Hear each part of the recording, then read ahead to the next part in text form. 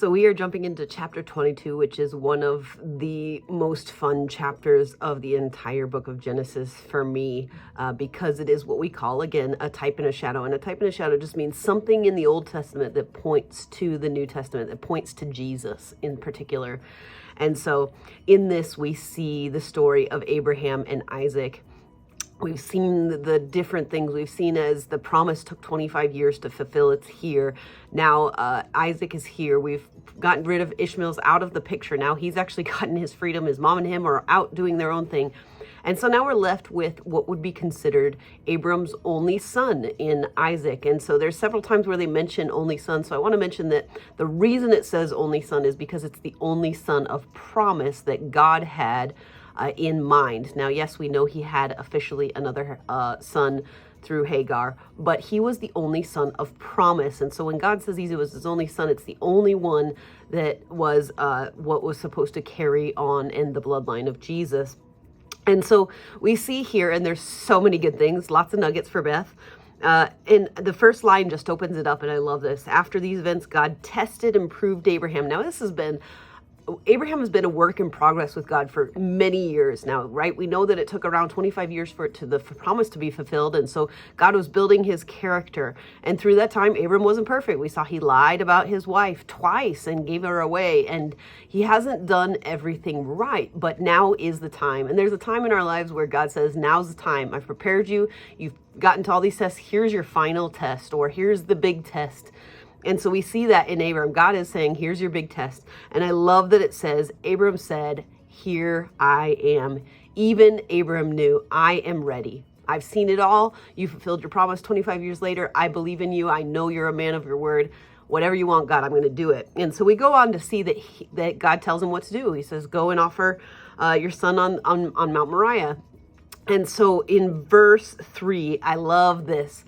It says, so Abram rose early in the morning, saddled his donkey, and took 2 of his young men with him and his son Isaac, and he split the wood for the burnt offering, and then began the trip to the place of which God had told him. Now, we know at this point that Abraham is a great man of wealth. He has plenty of servants. He has plenty of people. He could tell his people to do this, but yet he does it himself. And this is a replay of what we saw when the Spirit of God visited him before. Him and Sarah did all the work themselves at that point too, because it was unto God. And I wrote down a quote here from Charles Spurgeon, who's one of great theologians. And he says, referring to Abraham, he was a sheik and a mighty man in his camp, but he became a wood splitter, thinking no work menial if done for God, and reckoning the work too sacred for other hands. With splitting heart he cleaves the wood for burning of his heir, wood for the sacrifice of his own dear child.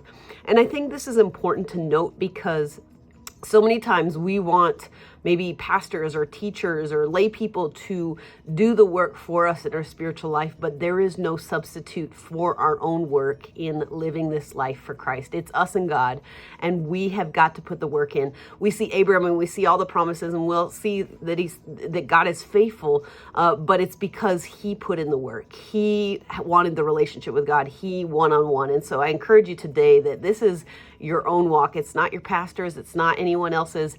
It's your walk with God. But as we move on, we see that they go. And if you think about this, Abram's kind of an old man at this time, and Isaac's a pretty young, probably burly guy. And it says that Isaac went along. He asks, where is the sacrifice? Actually, let me back up. I love where it says the servants ask him something, and he says,